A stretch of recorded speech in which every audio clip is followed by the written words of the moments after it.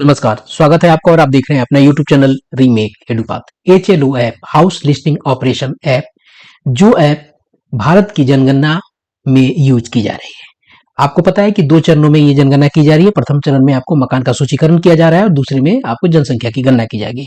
तो मकान के सूचीकरण में जो ऐप आपको यूज किया जा रहा है वो है HLO ऐप। तो HLO ऐप जब आप खोलते हैं तो उसके डैशबोर्ड पे आपको कई सारे आइकन्स आपको दिखते हैं, यानी उसके कई उसमें मेनू है। तो उस आइकन और उन मेनू की जानकारी इस वीडियो के माध्यम से मैं आप तक पहुंचाने जा रहा हूं। तो इस वीडियो के सेशन में हम उससे संबंधित बात करेंगे। तो चलिए वीडियो को शुरू करते हैं। और वीडियो को शुरू करने से पहले आपसे आग्रह करेंगे, पहली बार चैनल पे हैं तो चैनल को सब्सक्राइब कीजिए। कंटेंट पसंद आता है तो लाइक शेयर अवश्य करेंगे।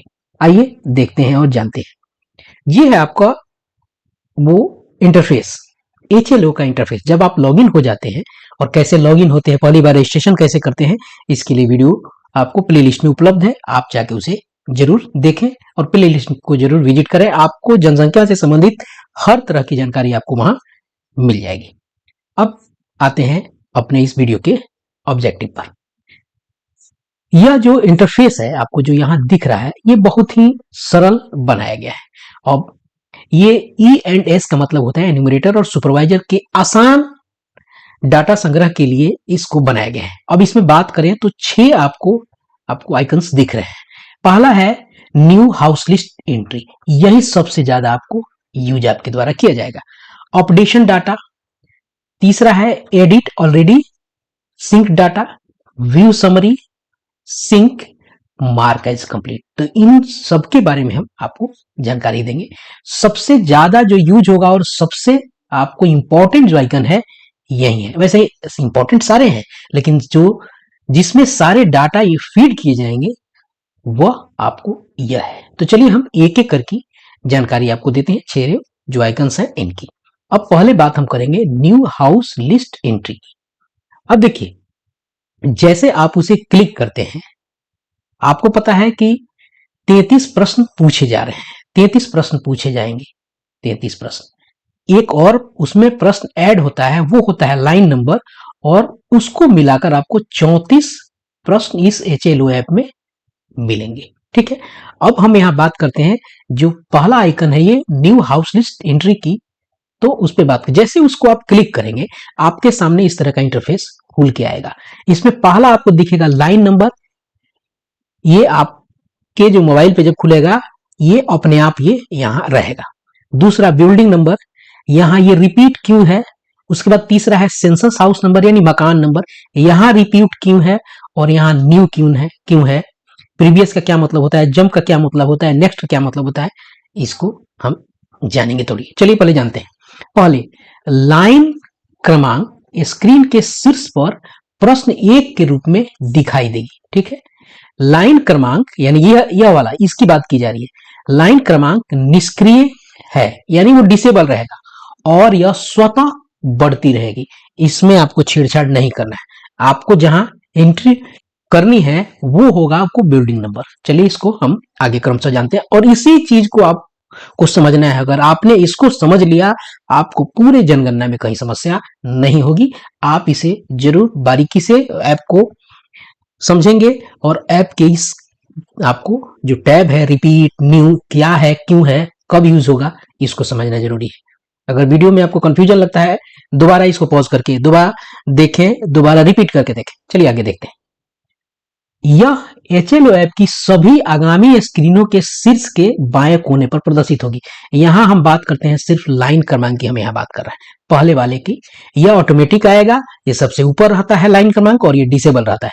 और आगामी स्क्रीन पर ये क्या होगा, बाएं कोने पर आपको प्रदर्शित होगा। जब इसी में हम आगे बढ़ेंगे तो ये जो नंबर है ना, ये कहां होगा, बाएं कोने पर प्रदर्शित होगा। बाएं कौन सा साइड बनता है, इस साइड ये बनता है। चलिए हम अब दूसरे वाले पे चलते हैं। दूसरा क्या है, भवन संख्या। अब इसको समझने की जरूरत है। भवन संख्या ये तो ऑटोमेटिक बनेगा।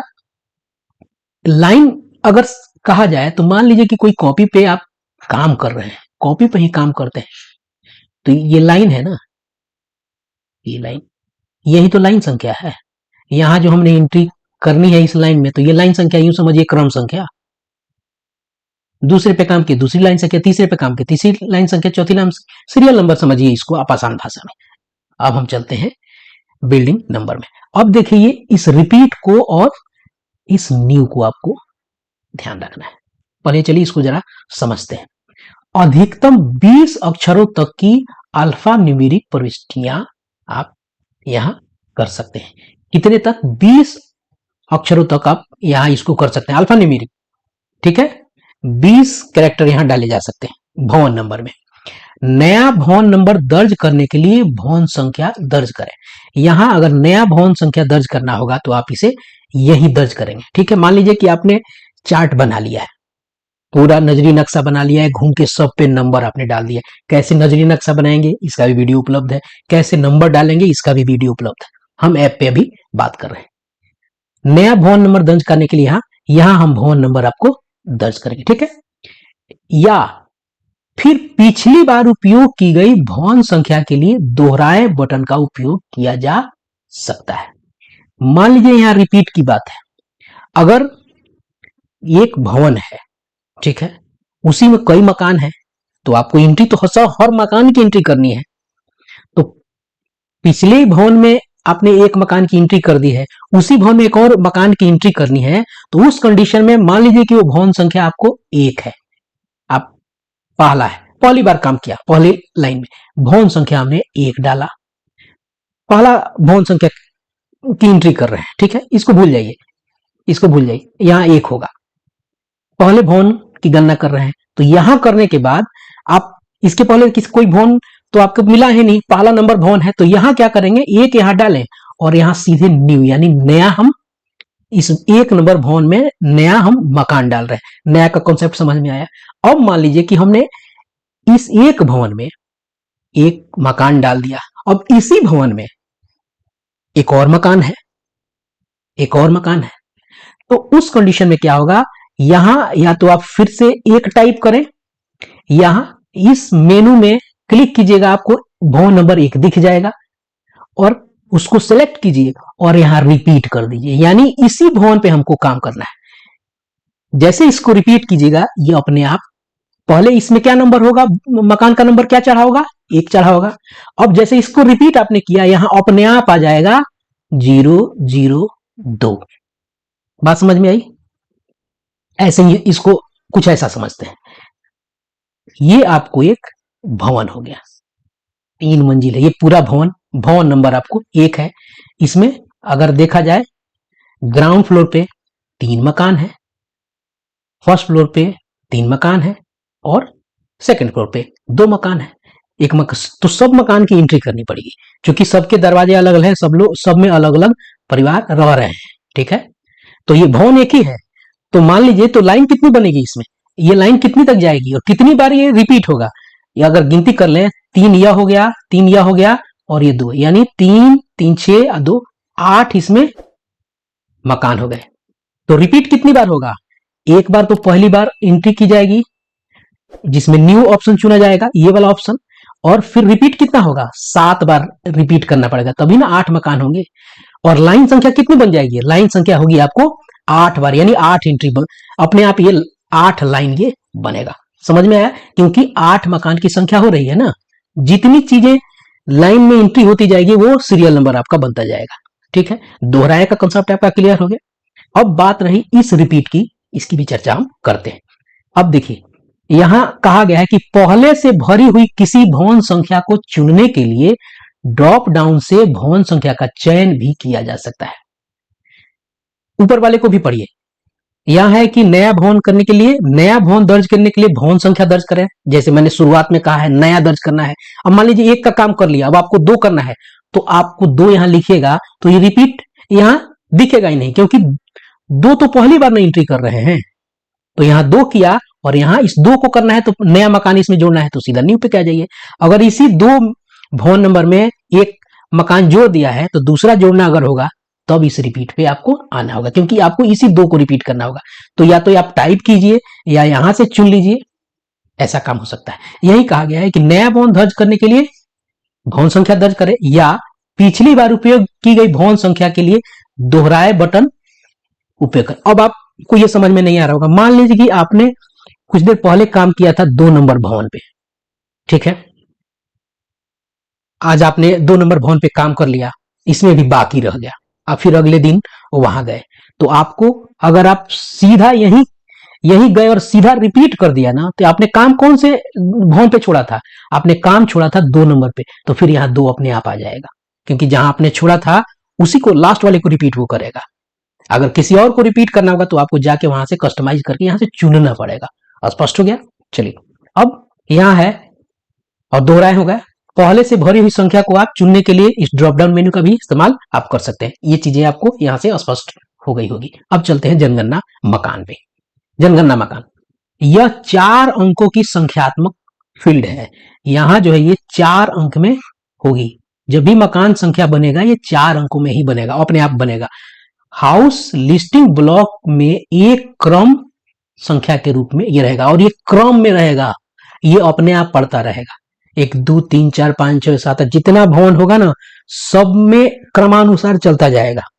मान लीजिए कि यह एक भवन है, इसमें आपको नीचे 2 है, ऊपर 1 है। इसमें मान लीजिए कि 3 मकान है, एक और भवन है, इसमें आपको एक ही मकान है, तो 3 मकान इसमें है। यहां जब नंबर चढ़ेगा तो ये आपको होगा 004, न कि यहां इसका अपना 001 होगा, नहीं, ये क्रमानुसार चलता रहेगा। यहाँ 0001, 002, 003 और ये 004, ऐसे क्रम में वो चलेगा। स्पष्ट हो गया? अब चलिए यहाँ नीचे देखते हैं। पहले भवन के पहले जनगणना मकान के लिए जनगणना मकान संख्या 0001 डिफॉल्ट रूप में सेट रहेगा, यानी उसमें बाय डिफॉल्ट इसमें सेट रहेगा। जैसे आप एक करके न्यू कीजिएगा, अपने आप एक आ जाएगा, जैसे मैंने कुछ देर पहले बताया। इसके नीचे रिपीट और न्यू बटन दिखाई देगा। न्यू में मैंने बताया, जैसे आपने ये भवन में गए, यहां आपने न्यू किया, अपने आप को ले लेगा। क्लियर हो गया? नया के लिए रिपीट करने का मतलब है कि मान लीजिए कि इसकी संभावना बहुत कम बनेगी। एक ही मकान में अगर जब 2 परिवार रहेगा, उस कंडीशन में, एक ही मकान में 2 परिवार जब रहता है, एक ही रूम में, मान लीजिए एक ही रूम का एक मकान है, उसमें 2 परिवार रहा है, उसका 2 अलग अलग किचन है, उस कंडीशन में आपको तो इसी मकान को ना रिपीट करना पड़ेगा, उसी में ना परिवार बनाना पड़ेगा, तो उस रिपीट की कंडीशन आएगी। अन्यथा की स्थिति में ज्यादातर समय आपको न्यू पे काम करना पड़ेगा। यहां किया, न्यू किया, अपने आप ये रिपीट, इसको रिपीट कर दिया। यहां मान लीजिए एक है, एक पहले एंट्री कर चुके हैं, दूसरा मकान का एंट्री करना है इसी भवन में, हमने यहां रिपीट कर दिया, अपने आप ये सिलेक्ट हो जाएगा, न्यू बनाया, नया इसमें जुड़ जाएगा। अगर रिपीट आप करते हैं, यहां भी रिपीट करते हैं, तो मान लीजिए कि अगर हमने यहां 2 मकान नंबर दिया है, भवन नंबर दिया है, अगर यहां एक भवन नंबर आपको पड़ा हुआ है 4, मकान नंबर 4 पड़ा है पहले, और वहां रिपीट किया, तो यहां 4 पहले वाला आ जाएगा और उसके परिवार संख्या आगे बदल जाएगी। यानी उसी मकान में कोई और परिवार रह रहा है। 3 चीजें हैं, भवन, मकान संख्या और परिवार संख्या। इसकी संभावना रिपीट की कम होती है। बस इतना समझिए कि उसी मकान को रिपीट करना है तब करेंगे, नहीं तो नया जोड़ना होगा तो नया कर देंगे। चलिए आगे बढ़ते हैं। पहले जनगणना मकान की प्रविष्टि के दौरान रिपीट बटन निष्क्रिय होगा। पहला जनगणना मकान जब रहेगा तो रिपीट उसमें, चूंकि इसके पहले कुछ डाला ही नहीं, तो रिपीट भी वहां क्या होगा, वो निष्क्रिय रहेगा। बाद के जनगणना मकानों के लिए बटन सक्रिय हो जाएगा। यदि जनगणना मकान संख्या पिछली संख्या के समान है तो रिपीट बटन दबाएं। मान लीजिए वही हमने जो बात कही, यदि आप नई जनगणना मकान देना चाहते हैं तो न्यू बटन दबाएं। स्पष्ट हो गया? नया मकान संख्या देना चाहते हैं तो जनगणना मकान संख्या प्रत्येक आगामी स्क्रीन के शीर्ष पर प्रदर्शित आपको होगा। जनगणना मकान संख्या प्रत्येक आगामी स्क्रीन के, जैसे आगे बढ़ेंगे ना, तो जनगणना मकान का डिटेल ऊपर आपको दिखने लगेगा। चलिए हम आपको बताते हैं कैसे दिखेगा वो। अब देखिए, वो आपने भर लिया, वो आगे जब जाएंगे तो प्रश्न नंबर 3 प्रश्न आपने यहां जवाब दे दिया, 3 प्रश्नों का जवाब दे दिया, 1 2 3 प्रश्नों का जवाब देके आप यहां से नेक्स्ट जैसे हुए चौथे प्रश्न पे आइएगा, तो यहां कुछ चीजें हम अभी कहे थे कि लाइन संख्या आपको यहां दिखेगी, बाएं कोने में टॉप में। यहां ये आपको, ये क्या है, ये आपको मकान संख्या, जिस मकान पे आप काम कर रहे हैं वो मकान संख्या यहाँ 004 पे काम कर रहे हैं, और चौथा नंबर प्रश्न है। ठीक है, इस तरह से आप यहाँ, ये पूछ रहा है आपको एसी इत्यादि के बारे में पूछ रहा है। यहाँ ये चौथा नंबर प्रश्न पूछता है क्या, तीसरे नंबर में तो एसी आईडी आ जाएगा, यहाँ स्वगणना संदर्भ आईडी आएगा तीसरे प्रश्न पे। इसी तरह से क्रमशः 34 प्रश्न आपको आएगा और इसके लिए मैं एक अलग वीडियो बनाऊंगा। क्योंकि हम मेनू आइकन्स पे बात कर रहे हैं तो हम इसी पे बात करेंगे। जो भी 34 प्रश्न पूछे जाएंगे एक अलग वीडियो उसके लिए बनाऊंगा, नहीं तो ये वीडियो बहुत लंबा हो जाएगा। चलिए आगे बढ़ते हैं। यहाँ कहा गया है कि जनगणना मकान संख्या दर्ज करने के बाद अगला पर क्लिक करने पर संदेश पॉपअप आएगा जिसमें पूछा जाएगा कि do you want to continue with AC references, यानी सेल्फ एन्यूमरेशन क्या इन्होंने किया है। अगर हाँ करते हैं तो 12 अंकों का एसी रेफरेंस आपको डालना पड़ेगा, उसके बाद उनके सारे डिटेल्स आ जाएंगे। अगर नो करते हैं तो फिर सारे के सारे प्रश्न आपको के जवाब आपको भरने पड़ेंगे। ठीक है, क्या परिवार द्वारा स्वगणना की गई है, इसके लिए हाँ या ना विकल्प दिया जाएंगे, इस पे बाद में बात करेंगे। अब आते हैं दूसरे नंबर आइकन पे। ये आइकन आपका अपडेट डाटा हो जाएगा। इस विकल्प का उपयोग किसी ऐसे रिकॉर्ड को संपादित करने के लिए किया जाता है जो अभी तक सर्वर पर सिंक नहीं हुआ है। यानी सिंक, यहां आपने सिंक नहीं, कोई आप डाटा एंट्री किए हैं जिसको आपने सिंक नहीं किया है, चाहते हैं कि उसमें कुछ सुधार करना है तो इस आइकन से आप कर सकते हैं। रिकॉर्ड के लिए संपादन और विलोपन के लिए डिलीट विकल्प उपलब्ध है। अगर चाहते हैं कि किसी डाटा में आप सुधार करें, ठीक है, तो एडिट ऑप्शन, इसमें आप अपडेट पे जाइएगा तो वहां आपको एडिट का ऑप्शन पेंसिल के रूप में दिया रहेगा और डिलीट के लिए भी आपको वहां दिएगा। ये आपको ऑप्शन होता है एडिट का। जैसे इसको आप खोलिएगा और ये ऑप्शन आपका डिलीट करेगा, यहाँ लिखा हुआ है एडिट और डिलीट। जैसे इसे खोलिएगा, एंट्री सहेजने के लिए सेव के उपरांत भवन संख्या एवं जनगणना मकान संख्या बदला नहीं जा सकता है। जैसे आप एंट्री आपने यहाँ कर लिया है तो भवन और मकान संख्या नहीं बदलेगा, उसमें आपको डाले गए और डाटा आप उसको सुधार कर सकते हैं। त्रुटि की स्थिति में एंट्री को पूर्ण रूप से डिलीट किया जा सकता है। यहाँ क्या कहा गया कि एंट्री सहेजने के उपरांत भवन संख्या और जनगणना मकान संख्या नहीं बदला जा सकता है। अगर त्रुटि हो गई है तो एंट्री को पूरे रूप में आपको डिलीट करना पड़ेगा। लेकिन जब डिलीट कीजिएगा तो वो लाइन नंबर आपको वहां जरूर वो शो करता रहेगा। बहुत बाद वो चीजें में वो हटता है। चलिए अब तीसरे पे हम चलते हैं। तीसरा क्या है कि एडिट ऑलरेडी सिंक्ड डाटा, वो डाटा जिसको सिंक कर दिया गया है। सिंक के लिए मैं आपको बता दूं, जब भी आप 5 से 6 एंट्री करते हैं, कहा जा रहा है कि 10 भी कर लें, लेकिन 5-6 एंट्री के बाद जरूर उसको सिंक कर दें, जाके सिंक होने पर आपका डाटा सर्वर पे सेव हो जाए। ठीक है, चलिए अब क्या है कि और एक और चीज मैं आपको बताता चलूं, अगर आपने डाटा एंट्री करना आरंभ कर दिया, उसी बीच कोई फोन आ जाता है तो वो एंट्री जो है ना आउट हो जाता है। चलिए आगे बात करते हैं। पहले से सिंक किए गए डाटा को संपादित करने, यानी एडिट ऑलरेडी सिंक्ड डाटा। जैसे इसको आप क्लिक करते हैं, सामने आपके स्क्रीन पर इस तरह की चीजें खुल के आ जाएगा। जितने आपने डाटा किए हैं, मान लीजिए आपको किसी में सुधार करना है तो हर लाइन नंबर वाले पे इस तरह से पेंसिल करके एक आइकन आपको मिल जाएगा। अभी क्या है कि इस विकल्प का उपयोग उन रिकॉर्डों को संपादित करने के लिए किया जाता है जो पहले से ही सिंक किए जा चुके हैं, लेकिन पर्यवेक्षक और चार्ज अधिकारी स्वयं द्वारा संशोधन की आवश्यकता है। मान लीजिए कि आपने सिंक कर दिया है, यहां इसको समझने की जरूरत है। जो पहले सिंक किए जा चुके हैं लेकिन पर्यवेक्षक और चार्ज अधिकारी या स्वयं द्वारा संशोधन के अधिकारी, आपको मान लीजिए कि पर्यवेक्षक इसको आपके पास भेज देता है कि इसको सुधार कीजिए, चार्ज पदाधिकारी भेज देता है कि इसको सुधार कीजिए, या आप खुद महसूस कर रहे हैं कि इसमें कुछ सुधार की आवश्यकता है, तो आप इस आइकन के माध्यम से, इस पेंसिल वाले से जा सकते हैं। ध्यान रखें, इसका चयन करने पर एक परिवार के लिए सभी उत्तरों से संबंधित प्रविष्टियां जो है पुनः दर्ज की जानी होती है। तो अब ध्यान रखिएगा, जैसे आप एडिट में जाइएगा उससे पहले आपको करना क्या होगा कि सिंक किए डाटा को अगर सुधार करने के, तो पहले आप व्यू समरी पे चले जाइएगा और जिसमें सुधार किए होंगे उसके सारे उत्तर को जो है ना पहले लिख लीजिएगा, तब सुधार करने की जाएगी। नहीं, सुधार करने जब जाइएगा तो उसका सारा का सारा उत्तर आपको फिर से दोबारा भरना पड़ेगा। अगर आपने कहीं नोट डाउन नहीं किया होगा तो भरिएगा कहां से, फिर से दोबारा जाना पड़ेगा उस परिवार के पास। इसलिए एडिट करने से पहले व्यू समरी में जाके उस लाइन नंबर या उस हाउस नंबर वाले सारे डिटेल को आप जरूर नोट कीजिएगा, ताकि आप फिर से वहां फीड कर सकते हैं। अब चलते हैं व्यू समरी को देखने, जिसकी भी चर्चा मैं कर रहा। अब देखिए, पहले थोड़ा सा और जान लेते हैं इस ऑलरेडी सिंक वाले। पहले से सिंक किए गए डेटा को संपादित करने में कुछ और चीजें हैं। सिंक करने के बाद यह रिकॉर्ड संपादित करने का कारण पूछेगा। जी हाँ, एक और चीजें हैं, जब आप उसे एडिट करने जाइएगा तो वो आपसे ऑप्शन पूछेगा कि भाई क्यों ऑडिट कर रहे हैं, ऑन द रिकमेंडेशन ऑफ, किसके रिकमेंडेशन से, क्या सुपरवाइजर के रिकमेंडेशन से आप एडिट करने जा रहे हैं, या चार्ज ऑफिसर के, या अपने आप से, ये पूछेगा ऑप्शन। इस चयन के बाद खाली रिकॉर्ड खुल जाएगा और प्रगणक को रिकॉर्ड दोबारा दर्ज करने होंगे। जैसे आप ऑप्शन करके इसे आगे बढ़िएगा, सारा ऑप्शन खुल जाएगा, आप उसे सुधार कर सकते हैं। यहाँ है प्रगणक सारांश देखें और विकल्प का उपयोग करके सभी विवरण देख सकते हैं, क्योंकि उन्हें पूरा डेटा दोबारा दर्ज करना होगा। अभी मैंने जो बात कही आपको सावधानी करनी पड़ेगी। प्रगणक को अपना काम ठीक से और सटीकता से करने के लिए जागरूक किया जाना चाहिए, क्योंकि यदि पर्यवेक्षक द्वारा कोई गलती पाई जाती है तो प्रगणक को इस विकल्प का उपयोग करके उस रिकॉर्ड के लिए पूरा डेटा दोबारा दर्ज करना होगा। इसलिए अगर एंट्री आप सही करते हैं तो इसका उपयोग आपको करने की जरूरत नहीं पड़ेगी। अब उसमें कुछ और चीजें हैं।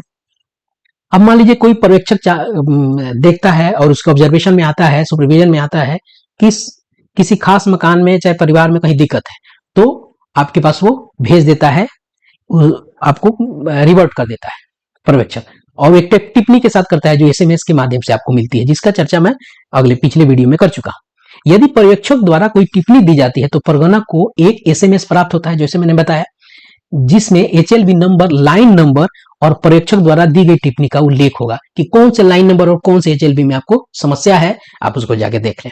यदि प्रगणक को एसएमएस प्राप्त हो जाता है तो पर्यवेक्षक द्वारा बताई गई त्रुटि को सुधारने के लिए सिंक के बाद संपादन विकल्प का उपयोग कर सकते हैं, और किसके रिकमेंडेशन से, वो पर्यवेक्षक के रिकमेंडेशन से वहां यूज करके आगे वो बढ़ेगा। अब देखते हैं विवरण, यानी इस चौथे आइकन की बात।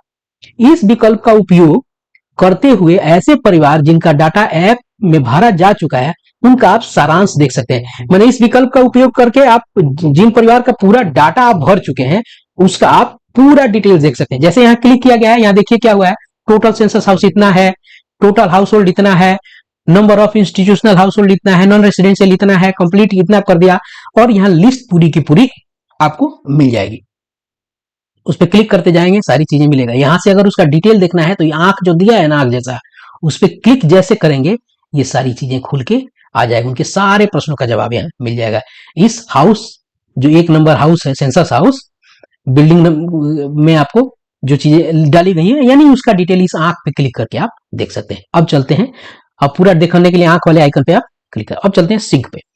डेटा को कितनी बार और कभी भी सिंक किया जा सकता है, और डेटा की पुष्टि और सही होने की सहमति के लिए प्रगणक को चेक बॉक्स पर क्लिक करना होगा। अब मान लीजिए कि जैसे इसको सिंक करने के क्लिक करेंगे आपको इस तरह से खुल के आ जाएगा, और यहां आपको होगा एक चेक बॉक्स, आपको इसको क्लिक करना होगा और यहाँ आपको साइन करना होगा। ठीक है, ऐसे ही उंगली से आप साइन कर सकते हैं। मान लीजिए कि आपको ऐसे साइन करना है, ऐसे कर दीजिए, ठीक है ना, आपको ऐसे करना है, ऐसे कर दीजिए। इस तरह से जो आप साइन करते हैं छोटा साइन वहां कर सकते हैं। डेटा को सिंक करने के लिए सेव और सिंक पर क्लिक करें। ठीक है, अब देखिए सिंक आपने साइन कर दिया, यहाँ कहा गया है कि क्लिक करना होगा और नीचे दिए गए बॉक्स में आपको हस्ताक्षर करने होगा, आपने बता दिया मैंने।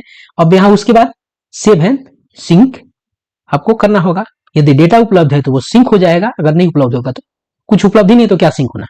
पूर्ण हटाए गए और लॉक किए गए सभी डेटा सिंक हो जाएंगे। जो भी आपने हटाए हैं, चाहे पूरा किया है या आपने कोई लॉक है, कोई डाटा लॉक का मतलब कोई घर लॉक है, तो वो भी यहां सिंक हो जाएगा। लॉक किए डेटा को समान एडिट विकल्प से कभी भी संपादित किया जा सकता है। कोई लॉक डाटा है उसको आप बाद में एडिट, क्योंकि वो पूर्ण ही नहीं है अभी तक, लेकिन पूर्ण डेटा को केवल सिंक के बाद संपादित करें। ठीक है, लॉक के लिए डेटा समान यहां से आप जा सकते हैं। ठीक है, और लेकिन पूर्ण डेटा अगर है तो उसको आप इस व्यवस्था से जा सकते हैं, विकल्प का उपयोग आप कर सकते हैं। उसके बाद आता है मार्क एज कंप्लीट। ये जैसे क्लिक कीजिएगा इस तरह से खुल के आ जाएगा, यहां भी आएगा चेक बॉक्स या साइन का ऑप्शन आएगा। ठीक है, जैसे आप साइन कीजिएगा यहां सबमिट का ऑप्शन आपको, ये जो अभी डिसेबल है वो एनेबल हो जाएगा। अब यहां क्या है कि इस टैब से प्रगणक द्वारा एचएलबी को पूर्ण के रूप में चिन्हित किया जाना है। अगर आपका एचएलबी का पूरा काम हो गया तब उसे आपको यूज करना है।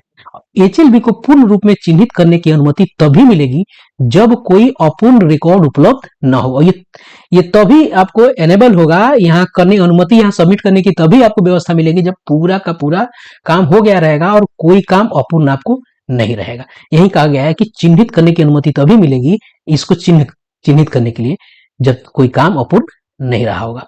और जनगणना मकानों की संख्या लोकेशन स्क्रीन में दर्ज की गई अपेक्षित जनगणना मकानों की संख्या में मेल खाएगी। अब ये बात है, ये क्या अपेक्षित, आपने जब शुरू में जब आप डेली जब खोलते हैं ऐप खोलेंगे एंट्री करने के लिए तो वहां आपसे पूछता है, और ये एक बार आपने एंट्री कर दी है कि अब तक यानी कितना टेंटेटिव कितने मकान की एंट्री हमको इस पूरे एचएलबी में करनी है। लेकिन जब फाइनल स्टेज आ जाएगा, जब सबमिट करने जाइएगा, तो आपके पास तो पूरा डाटा हो जाएगा कि भाई इस एचएलबी में इतना मकान है और इतना भवन है।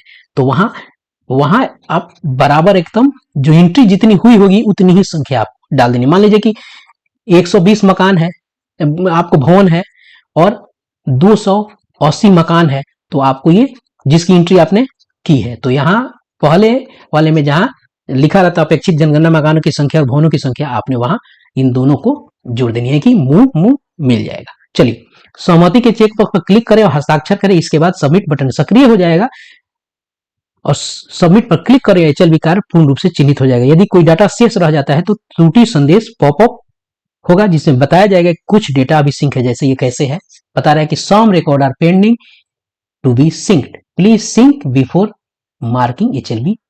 आप चाहिए कि बीच में कर देने के लिए तो नहीं होगा, पूरा रिकॉर्ड जब तक आपका क्लियर नहीं होगा।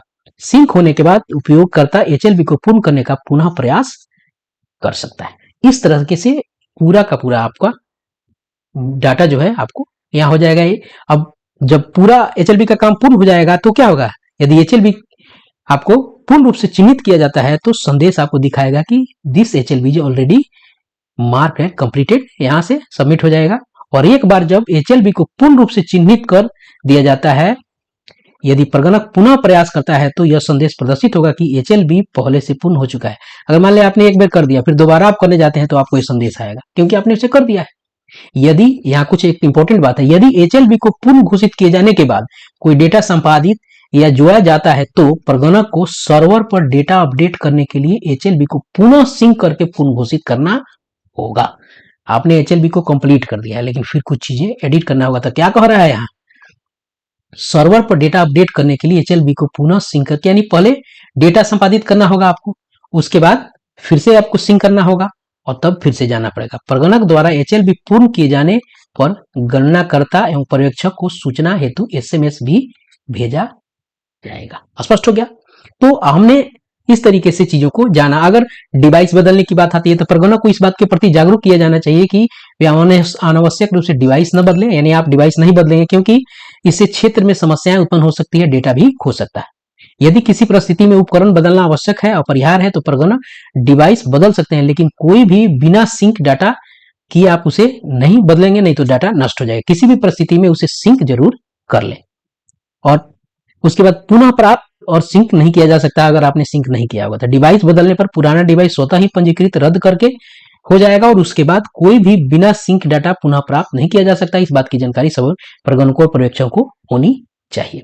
नए डिवाइस पर लॉगिन करने का प्रयास करते समय एक चेतावनी संदेश दिखाई देगा। यह उपयोगकर्ता को सूचित करता है कि पुराना डिवाइस, उसका नाम सिस्टम से हटा दिया जाएगा और उस पर मौजूद सभी बिना सिंक डाटा नष्ट हो जाएगा। आगे बढ़ने के लिए आपको प्रगणक को पुष्टि करनी होगी। इस तरह का मैसेज आपको आएगा। पुष्टि करने के बाद सफलतापूर्वक संदेश दिखाएगा यहाँ आपको लॉगिन का, और फिर से आपको पिन सेट करना पड़ेगा और जो काम आपने शुरू में रजिस्ट्रेशन में किया था वो सारा काम आपको करना पड़ेगा। डिवाइस बदलना में आपको कुछ और चीजें आएगी। यहाँ देखिए कुछ ऑप्शन भी दिखेगा। दिस डिवाइस इज ऑलरेडी आपको D registered by you, work cannot be done from this device, please work on the current. अब देखिए क्या कर रहा है, एक बार पुनः डिवाइस पंजीकृत हो जाने पर पुराने डिवाइस पर किसी भी परिस्थिति में उपयोग नहीं किया जा सकता। अगर आपने डिवाइस बदली तो पुराने वाले डिवाइस पे इस तरह के मैसेज आ गया कि आप उस पर काम नहीं कर सकते हैं। यदि आप पुराने डिवाइस पे काम करने का प्रयास करेंगे तो यह संदेश आपको दिखेगा।